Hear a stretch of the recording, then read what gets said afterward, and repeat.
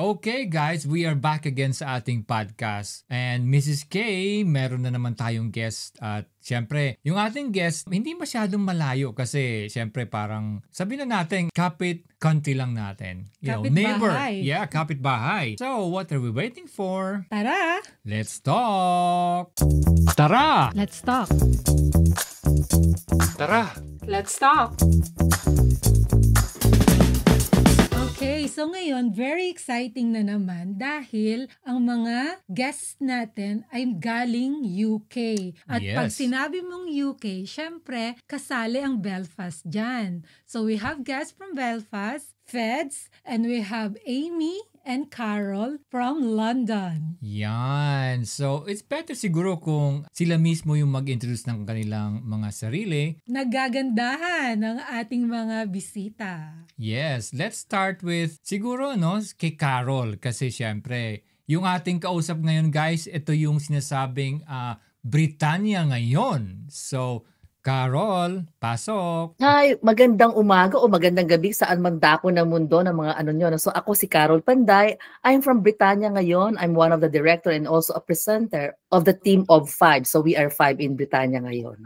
So hello sa inyong dalawa and thanks for inviting us. And next na ating isa sa mga guests natin, welcome Feds. Hi, ako si Feds Murray. Magandang umaga o magandang gabi sa inyong lahat.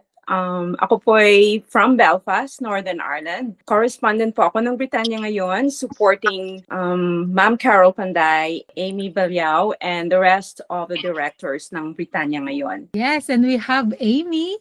I'm from Britannia ngayon. I'm Amy Balyao. Kasama ko si Carol Panday, Susan Pilais Robinson, Rafa, Antonio Gamboa.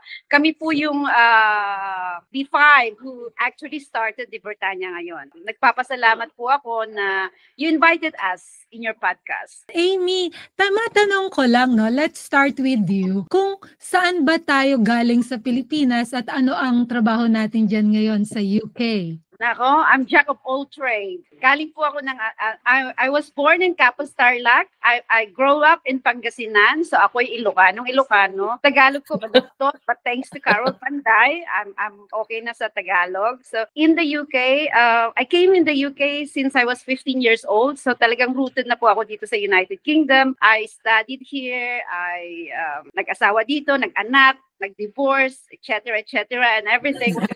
My boyfriend, those kind of things. But at the end of the day, the main job po sa akin is I'm also a lawyer. So it's Britannia ngayon is one of our advocacy or one of our, it's the closest to our heart to serve the Filipino community across the world. Wow. Nakakatawa naman. And ating Feds. Tama, pwede ba okay lang ba mag-ate? Of course! I think I'm older than you. Okay, Feds. Very Filipino, no? Nag-aate. Yes. Kung si Ate Amy galing ng Tarlac, ako kasi Nueva Ecija, so Tagalog, mahilig talaga mag-ate kuya. But anyway, let's go back with Ate Feds. Kung saan lang tayo galing sa Pilipinas, syempre konting background, and then dito sa UK. Yeah, so I'm originally from Dumaguete in Negros Oriental Island, so malapit sa Cebu, but I was born in Zamboanga City because my mom and her family moved to Zamboanga about maybe 70 years ago. Then I grew up there until I was 14. Then my mom decided na bumalik kami sa Dumaguete, and I went to university there. So I spent my first 14 years in Zamboanga, and then we moved to Dumaguete so I could pursue my nursing sa Silliman University. And then after that, I moved to Manila. So from baliktad, from Zamboanga, which is Mindanao, and then Visayas, and then Luzon. So I worked in Manila for maybe 7 to 8 years after graduation and after qualifying for my board licensure. So I worked as a research assistant at first, and then went to work in Medical Center Manila and Malate before I worked in Makati Med, where I work as an operating theater nurse. And then I moved to England in 2001. So I work in Birmingham, sa Heartlands Hospital for about 8 years. And then I moved over here to Belfast because I met my husband, who's from here, from Lisburn. He's a local. So I've been here for about 18 years. So I've been an operating theater nurse in Belfast. Mainly a nurse, although I have dropped my hours when I started having kids. So naging part-time nurse ako, but I still work sa orthopedic, since my first child was born, orthopedic theater. And then I moved to the city hospital. Hanggang ngayon, nasa City Hospital ako, in the main theaters pa rin. And then, on the sideline, I cannot live without arts and music. So, I do a bit of singing. I'm an amateur soprano. So, I sing for the Ormo Concert Band dito sa Belfast. And I do a lot of community performances, private or public, events. And, Wow! Yeah. Okay. Yan guys, napakinggan na natin yung buong CV ni Feds. Okay. I'm just kidding. Yeah. Now, thank you very much for sharing that, Feds. And we'll dig deeper a little bit later on. Subukan nyo tong product na to kasi sa system na to, all day out ka, nagbi-burn ng fats. Kaya napaka-effective talaga niya. Kaya naman marami ng pumayat. Papahuli ka ba? At isa pang maganda rito, halal certified. Ang kinaganda ng ating concentrated tea na to, it will stimulate the intestine to produce GLP-1 hormone naturally. At syempre, meron po tayong fiber matrix na tumutulong sa atin upang slow ang absorption ng glucose sa ating katawan at para hindi mag-spike ang ating insulin level at tuloy-tuloy ang pag-burn ng fat sa ating katawan all day. Yes, yung mga inaantok dyan, walang focus at syempre, marami nang nag-lose ng weight. Correct. So guys, ano pang inaantay ninyo? Alam nyo na. Tara! Let's talk! And how about, let's go to Carol. So I'm Carol Panday. By profession, I'm a journalist in the Philippines. So I came here in the UK and now I'm studying health and social care, but I'm working in the NHS. So the main purpose of Britannia ngayon is to bring the good news of Filipino working abroad across the world in the Philippines. That's why our partnership with IBC 13, the government channel, is very helpful to send these messages of the OFW, all the British Filipinos in the Philippines. Kaya naman pala, pansin mo, pwedeng pang radyo ang boses ni Ate Carol. Oo naman. Di ba? Practice lang. Oo.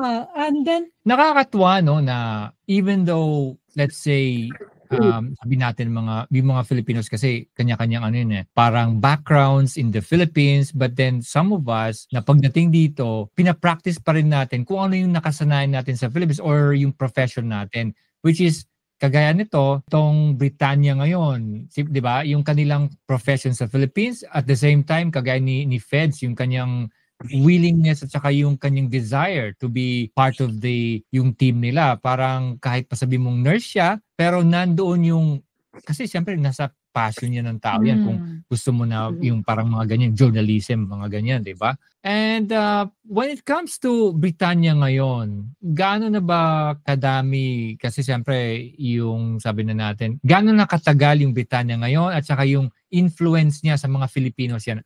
Ano yung mga activities na ginagawa ninyo? Kasi kagaya ni Feds, nasa Belfast siya. Mind you guys, yung mga hindi nakakaalam, yung kasing UK, yung Northern Ireland, kasama sa UK.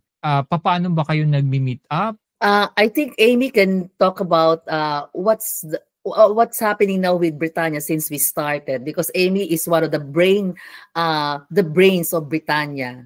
Of course, we have hearts. Go, Amy. Hindi naman, but yeah, we started in 2021. This is during the pandemic. This is actually the baby ni Miss Panday ito. He is the one who conceived this. And it's basically, he gathered us together. We had a brainstorming. And to make this story short, he asked us, this is what I'd like to do, because obviously she got the background of the journalism background. So kinuha niya kami, and then we liked the idea. And now, and we don't have any funding. This is coming from the bottom of our heart, coming from our pocket. So every time we go anywhere across the United Kingdom or even outside the United Kingdom, we use our own funding sa aming bulsa. So this is how dedicated the Britannia Ngayon team. And so getting correspondence outside London or outside the UK, like Feds, we acknowledge them. We ask them to volunteer for us because this is everything is again for the community and for the Filipino people. And I'm very, very proud because we have also our social manager in the Philippines who actually helped us so much. Yeah. And now we have 10K followers, and that's congratulations. That's organic followers. Hindi po kami nagbayad, wala po kami ginawa kundi just to post everything, current affairs, what's happening on the Filipino communities across the globe. Yun pong ginagawa namin. And yet, they believe on us, they follow us, they support us. So, we have now 10K followers from now. And, just today, actually. Just today. I know. I saw that. Congratulations. One of our biggest achievements. Kasi, wala kaming ginastos na pera. And we're so proud. Meron, Amy, yung really mga pamasahe natin. But meaning to say na we didn't pay anything to boost our followers. Yeah, to boost. That's true. It's a very organic. Hindi, nakakatuwa talaga yan. Especially, syempre, baby nyo yan, kayong 5. And then, I'm sure lahat kayo is parang, I don't know, lahat ba kayo magkakaibigan na kayong 5 kaagad? Or...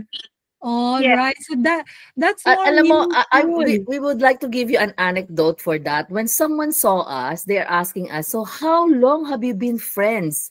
And my reply is, we are friends to the point that we can just, we can just say anything to each other. So that's how we are bonded together as hosts of Britannia Ngayon.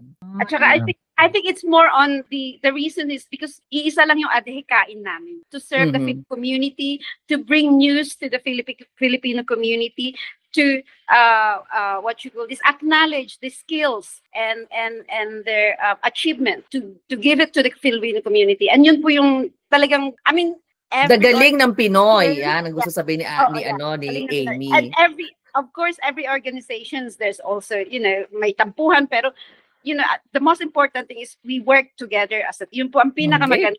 And I'm very proud to say that we work together as a team.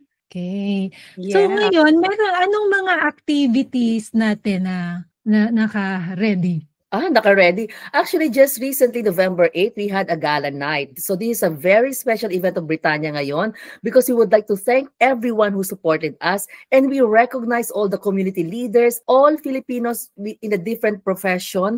Kaya nakakatuwa kasi mula sa nurses, abogado, mga kasamahan nating nagtatrabaho sa bahay, we acknowledge them. At saka yung mga matandang matagal naglilingkod sa community but they were never recognized or acknowledged, sa Britannia Ngayon po na-acknowledge sila at nabigyan ng halaga ang kanilang kontribusyon para sa ating community. So Correct. That's the latest one. Correct. Yes, these are the ladies who's been here, the first generation of Filipinos who've been here in the 70s, early 70s. They poured themselves to serve the community. And nakakatuwa nga kasi sabi nila, 45 years na ako nagsisilbi ng community. This is my first time to get a record.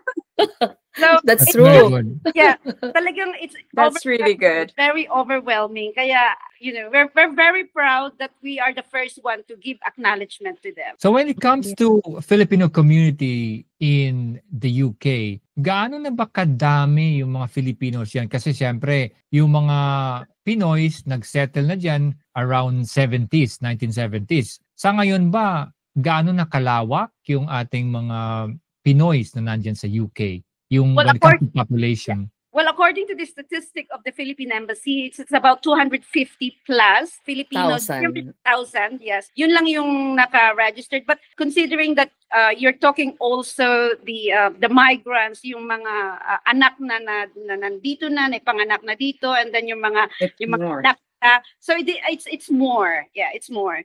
Is that including the Belfast side feds? I'm not currently I believe, include into the figures. I know Northern Ireland has a population of 1.93 million. I think about 25% of that ay mga Filipinos. So maybe kasi ang Philippine Embassy statistics based yan sa sino yung nag-register siguro sa MOA, yung Migrant Workers Office. So but I think there should be more than that. Maybe that was the statistics then probably 1 year ago or 2 years ago. But I'm sure there'll be more, and it's really good. And one thing I just want to say, I have been very impressed with Britannia ngayon. First of all, I saw them as a group of ladies, and you can see their dedication sa mga events namin dito sa Belfast. Ate Carol has always been the leader of the group. I'm not saying that, not everybody is an important part of the group, but, you're very visible and you have supported us, and we are very thankful for your support dito sa Northern Ireland. But then, later on when I discovered how much reach you have at hindi lang pang forma ang Britannia ngayon, I think this is so important na pinopromote ng directors ng Britannia ngayon ang very honest and very community-based reporting. And it's not, as we know, media these days, it's all about lies. It's about fabrication. And I think the team is very sincere. As I like the word organic, because they work from the grassroots. They know the people they're serving at hindi lang siya pang social media. They travel places. They invest their time, their energy, their heart, their soul, into what they're doing. Kahit baby nila yan, pero I think they're doing it for everyone. It's not just for them. And to actually see those Filipinos who attended the gala in a very big scale and to be recognized, I know not everybody wants to be recognized for their good works, but I think it's so important that as a community dito sa UK, which is a very big country comprising of Wales, Scotland, Northern Ireland, and of course mainland England, na hindi lang ang reach ng media, ng Filipino-initiated media, ay ang mga tao sa London. I think that's what I like about Britannia ngayon. They're reaching out even to the other parts of England, sa Southampton. Yung mga, I would say maybe they're just not recognized for the many great things. Yeah, ang Wales napupuntahan nila, Scotland, Northern Ireland. So I think it's very inclusive and very, open sila for people to help out, because at the end of the day, we're all. Bukan nyo tong product na to kasi sa system na to, all day out ka, nagbi-burn ng fats. Kaya napaka-effective talaga niya. Kaya naman, marami ng pumayat. Papahuli ka ba? At isa pang maganda rito, halal certified. Ang kinaganda ng ating concentrated tea na to, it will stimulate the intestine to produce GLP-1 hormone naturally. At syempre, meron po tayong fiber matrix na tumutulong sa atin upang slow ang absorption ng glucose sa ating katawan at para hindi mag-spike ang ating insulin level at tuloy-tuloy ang pag-burn ng fat sa ating katawan all day. Yes, yung mga inaantok dyan, walang focus at syempre, marami nang nag-lose ng weight. Correct. So guys, ano pang inaantay ninyo? Alam nyo na. Tara!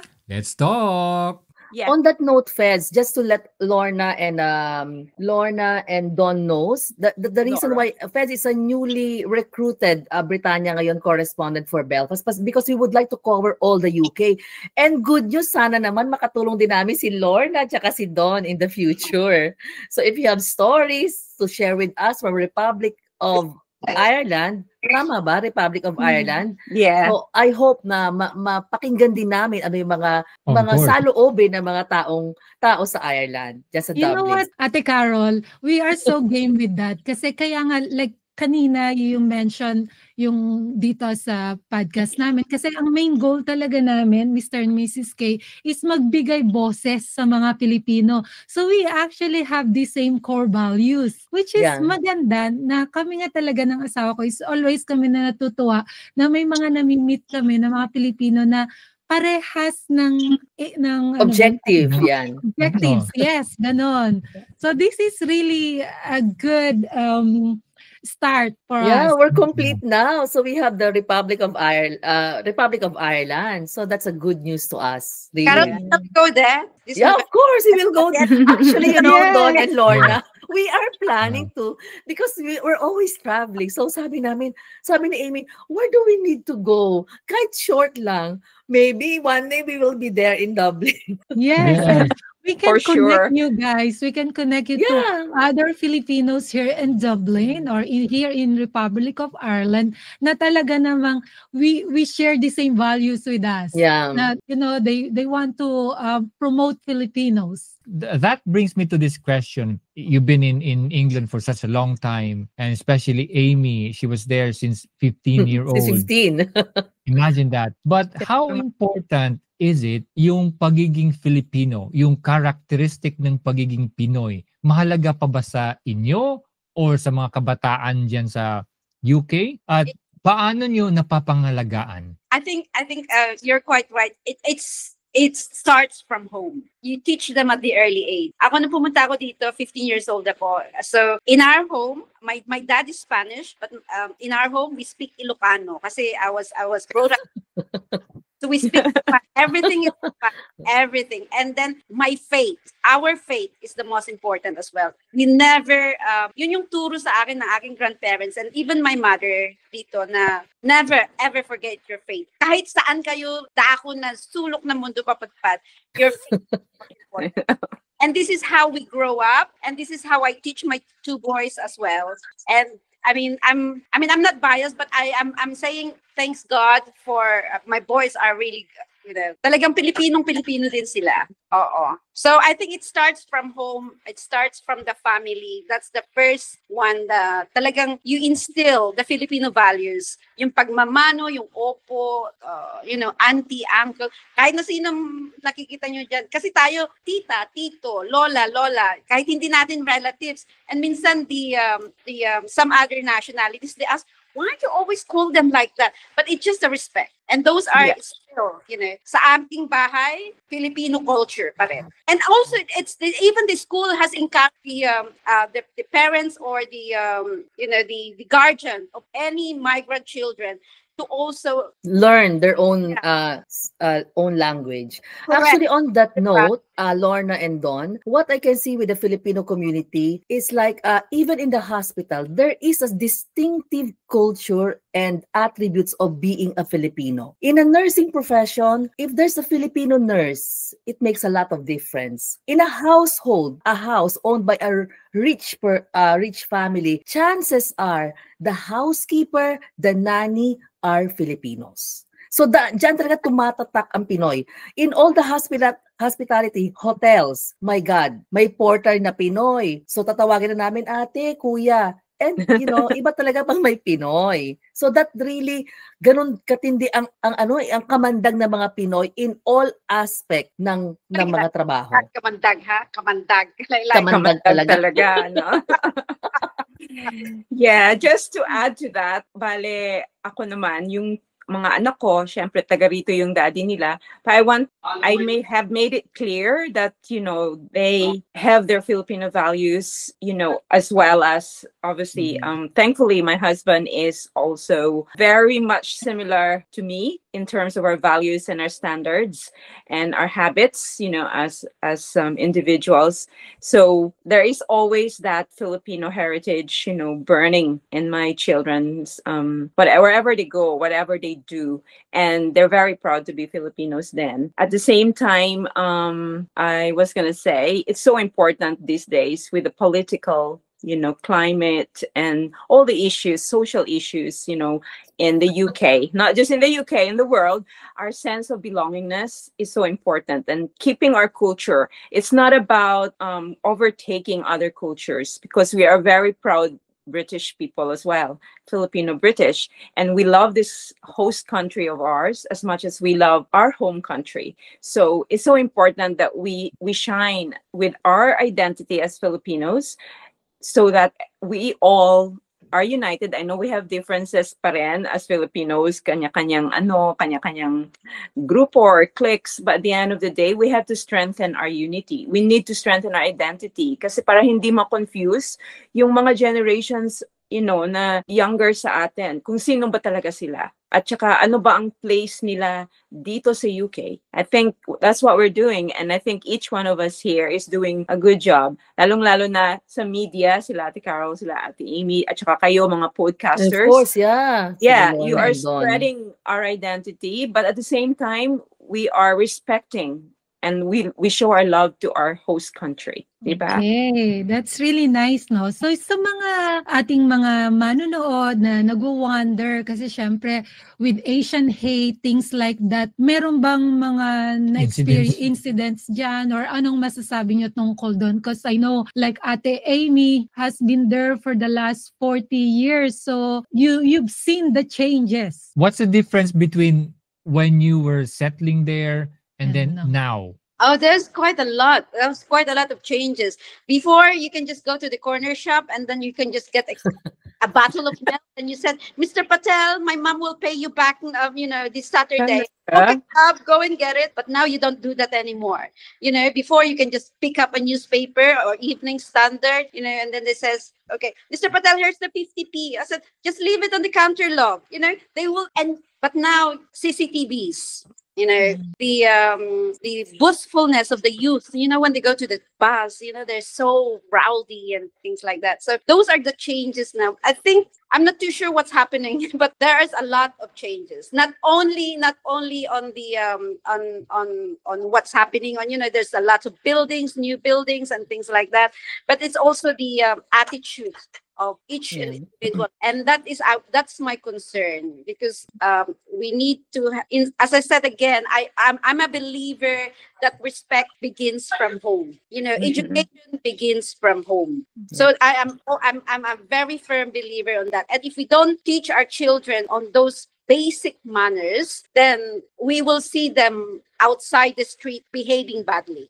So, and that's what's happening now to the populations, not only in the United Kingdom, but everywhere now that you can see. I've noticed, right? Yeah, of course, we can educate our kids at home and all these things. But when you look around, here's one thing, di ba, napag-uusapan natin lagi ito na, bakit yung ibang mga lahi, they have their school na parang kung if you want to learn Polish, and they have like a school if you want to learn Lithuanian or Spanish. Pero I haven't seen any like here in the Republic of Ireland learn how to speak Tagalog. Nothing like that.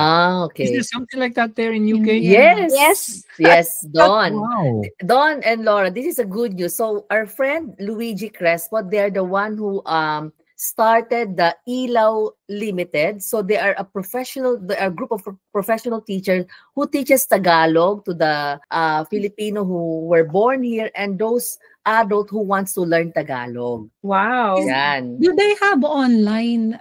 Yeah, they have online class, and they already printed out some modules and books wherein you can also self-learn them. But it's very important that you attend their Zoom class or online class so that you will know how to do it. It's a very successful platform, and I hope that Britannia ngayon wants really to promote them. So nabanggit nyo na rin yan.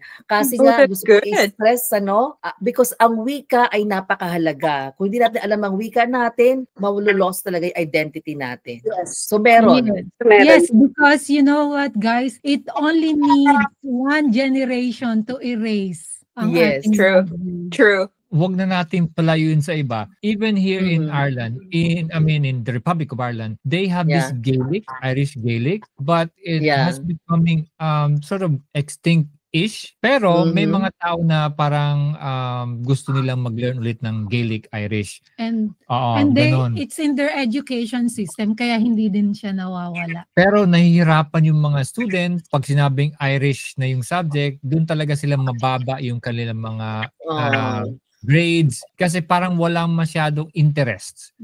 Ganun ang nangyayari. Pero magandang magandang balita to. Yes.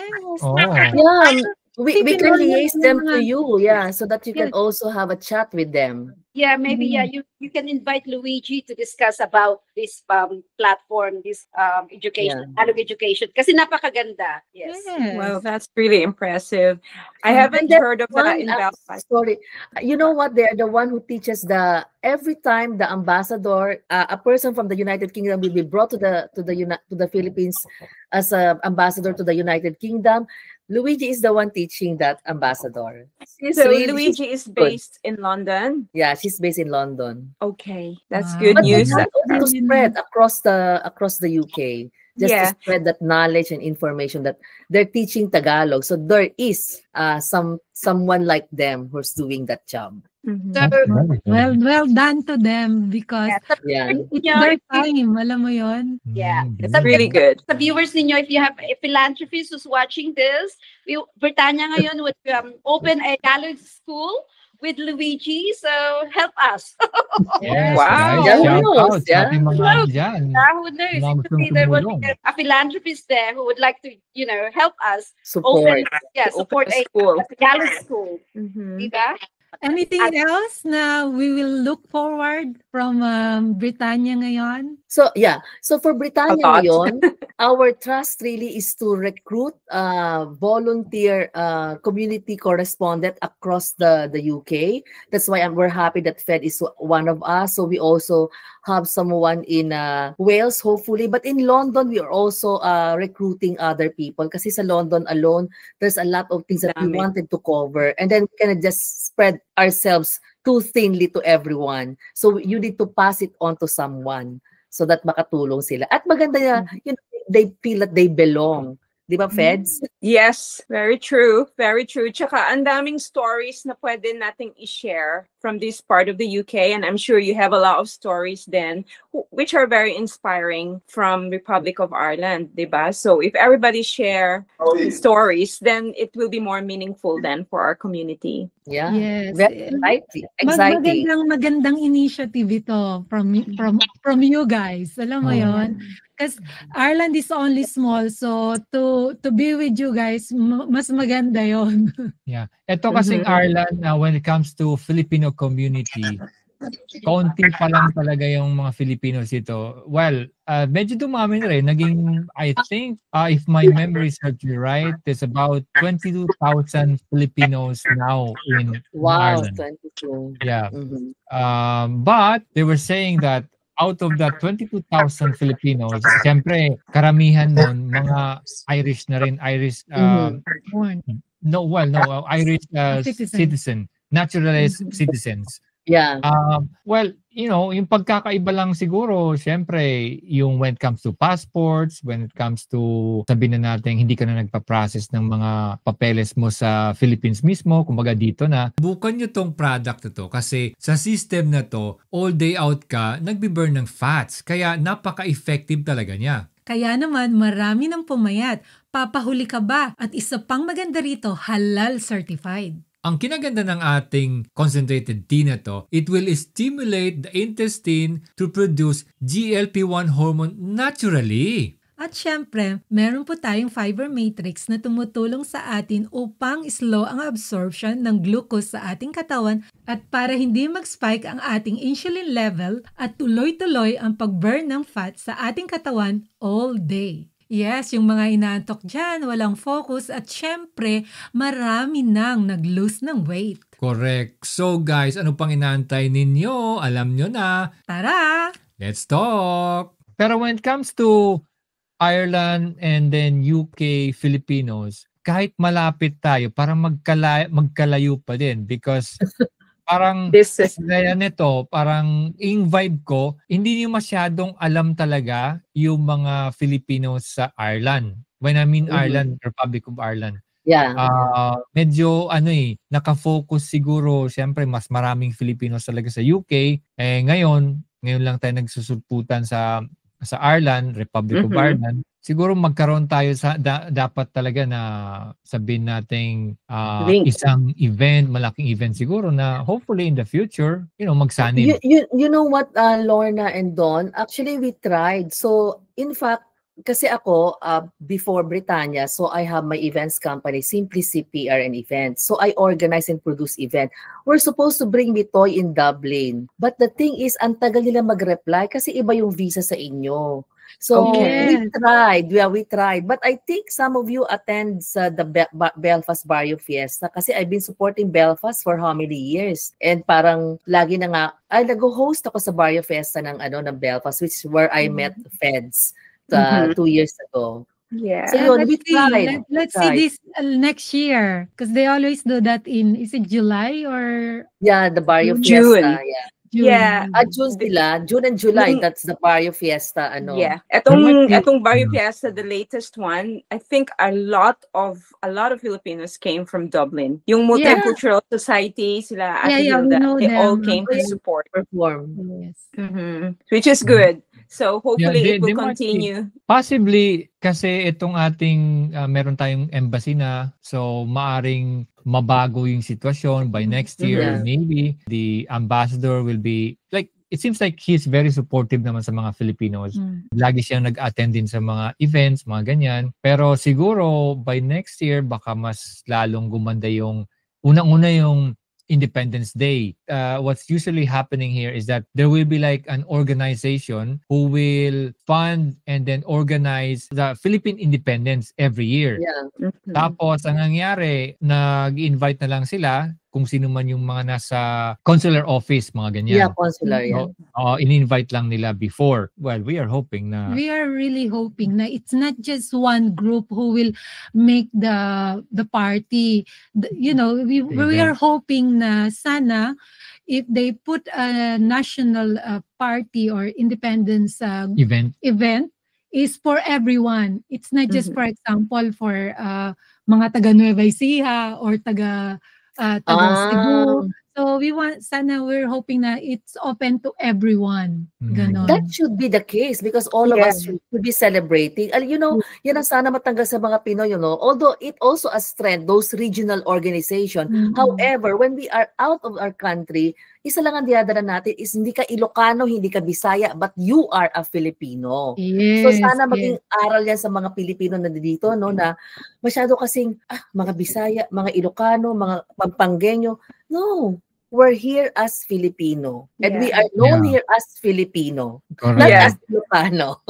So Not true. as Bisaya. Yeah, na-touch up naman natin pagiging all of us are Filipinos. Pwede kayang malaman din from your side na what you know about like southern part of the Philippines when it comes to mga Filipinos doon. Meron bang mga active members ba kayo na taga Mindanao? Well, obviously, Feds from Zamboanga. Zamboanga, yeah, she lived there and then Yeah. grew up there. Paano ba yung mga dynamics when it comes to yung mga taga Mindanao sa inyo? Dito sa Belfast, I know there are quite a lot of Zamboangueños. They used to have a lot of activities around Fiesta Pilar, celebration. But I think this year, wala masyado. But I personally know a few of Zamboangueños and it's nice to connect with them. But in terms of yung mga organized programs, wala pa naman. So maybe it'd be good. But going back to the gala night ng Britannia ngayon, it was so nice to see na maraming organizations na established na. And Britannia ngayon gathered everybody together. It was nice. And I've never heard of those organizations before. Na as you said, yung mga regional groups na maraming nag-i-exist sa buong UK. But at the end of the day, as Ate Carol said, we're all Filipinos who have to be united, even if we have our own regional representations. Identity. And it's nice that Britannia ngayon, led that. Kasi I don't think it has ever happened before na more on community. Yung mga nurses, yung mga sineselebrate, which is really good. And then yung ibang professions, pero maraming mga community leaders who are really working hard that also need to be, to be gathered. And then all organizations, hindi ko na maalala yung mga names ng organizations, ang dami na na-feature sa gala night. Yeah, so I think it's really, it was really, really good and successful. Yeah. So congratulations again, Britannia ngayon. Well done. Thank you very much. Thank you. Well done, guys. Ang naging dyan, parang naging umbrella kayo sa lahat ng mga organization, which is kung titingnan mo, when it comes to naming, Britannia ngayon. Hindi kagaya ng, kunyari, Mindanaoans, mga ganyan. Hindi lang ganon. Kumbaga nasa ano siya Britannia ngayon. I like the naming because... It's so general. Yeah, general at the same time, Britannia and then ngayon. Yeah, it's like now. there's Filipino into... Now. Yeah, alam mo, may Don Filipino and Laura, actually, very ideal to gather all the Filipinos in one celebration. In fact, that should be the main purpose and objective of holding Barrio Fiesta. However, as we notice, Barrio Fiesta nowadays are becoming commercialized. Wherein before in London, it is a reunion of friends. And then culturally, all the regionals are present to showcase their identity as Kapampangan. But nowadays, it's very sad that it's a reality that we can see it's all the artists who are the forefront of the Barrio Fiesta. I hope we can do that again, that the real meaning of Barrio Fiesta is celebrate our culture. Yeah. But however, the cultural nowadays is that if you're artista, the coining is as the culture of Filipino. I hope mabago natin yon. Yeah, they're the selling point kasi. It's hard to, alam mo yan, mahirap, masakit mang sabihin, but a lot of Filipinos will only go there because of artista. Ganon. Alam mo, Lorna, that's true. However, it really depends how you organize the event. You know, when we're planning this gala, we are scared that nobody will come. Yeah, we're thinking of a celebrity to come over. But you know, if the event is for the people, for the community, and they know what you are doing is for the good of the whole Filipino community, they will support you. True. I attended a lot of Barrio Fiesta without artists. I'm telling you. They have artists, but you know, local artists. Scotland, Glasgow is the biggest Barrio Fiesta that we declared. 4,000, strong 4,000 people. Wala silang ganong kasikat na artista. Oh, that's good. People go there because they want to see the different culture, and that is also one way of us Filipino to be integrated to the Filipino or Scottish community. Because if you're going to bring an artist singing Taylor Swift song, we can have it here in the UK, darlings. Am I right? But to hear Dulce, to hear Mitoy, to hear OPM artists, it is something that brings you back to your memory of where you came from. So I hope that's the message should be of Barrio Fiesta, of all the organizers. Mananawagan tayo sa kanila. Let's change this. Para let's just focus on our culture. Focus on what we can offer here bilang tayo mga Pilipino kung saan man tayo. Yeah. In fact, we have the Lahing Kayumagi Dance Company. They're promoting our dance. You know, Ronnie Del Barrio is one of our global impact awardee, and we have the Haraya Choir, the multi-awarded Filipino-British choral who's competing and winning competition across the UK. So see, these are the people who are making a difference in making the Philippines known and be there on the world map para makilala tayo. Pero yung ganito, no? Obviously, yung mga adikain natin, yung mga ating minimiti, magaganda talaga when it comes to being Filipino. And then we have the pride of showing what's like yung heritage natin. Pero pansin ko, in reality, yung mga kabataan, parang hindi sila masyadong into that. Na hindi sila masyadong nag-attend ng mga ganitong event. Like what Ate Amy said earlier, I guess it depends on how you promote it. Yeah. Actually, Don, in London, we have a group called Philly Fest. So these are the generation of university students, and they're trying to actually graduate ay iba sa kanila, but they're trying to organize event na pag nakita mo mabibigla ka, ang daming kabataang Pinoy. I was surprised when they had that event. And mind you, they are very organized because with the latest technology that they're doing, fabulous ang event. So sana nga naduduplicate to. Kaya kami ang hamon ko, panawagan ko sa mga fiesta organizer or festival organizer, try to participate kasi doon mo makikita na this is the kind of event that they're doing which you can replicate and duplicate wherever you are. Very inspiring. I was also, I was surprised that they are a big number of young people na mga Pinoy. They're good. Was that this year? Was that this year, Ate Carol? Yeah, it was held in Stratford. Okay. There used to be the Olympic Park. And because they are students, so there's a university in Stratford, so they were allowed to use the ground of that university. So you see, and then alam nila na these are Pinoy. And it is a good event. So may nag-i-exist. So it's a matter that we network to each other so that we will announce that, we can help you, like the Tagalog teacher. So, it's a matter really of networking and isabihin natin ano mga ginagawa ng ating mga kababayan. Diba? Kagaya nga yan, meron kayong Britannia ngayon. So that's a good platform. And then, so sa mga manunod natin, i-follow nyo lang po sila sa Facebook. And do you have Instagram, Marcel? Because a lot of I know. Ngayon, pag sinabi mo kasing Facebook, pang oldies. I know. Because I remember my son. Yeah, that's said to true. me that when he mentioned Facebook, all of his classmates was laughing. Well, we are trying. Actually, we're trying to build our TikTok and Instagram. Yes. But alam mo talagang very, kahit yung social media facilitator namin sa Philippines, medyo busy sa Facebook pa lang. And then, we will try. Yes. Kailangan kasi natin talagang sumabay sa panahon. That's true. Tama. So, yun. Maraming salamat sa time ninyo. Yes. And we enjoyed so much. And hopefully our viewers enjoyed as well as much as we did. So guys, kung gusto nyong malaman more on Britannia ngayon, follow them on Facebook.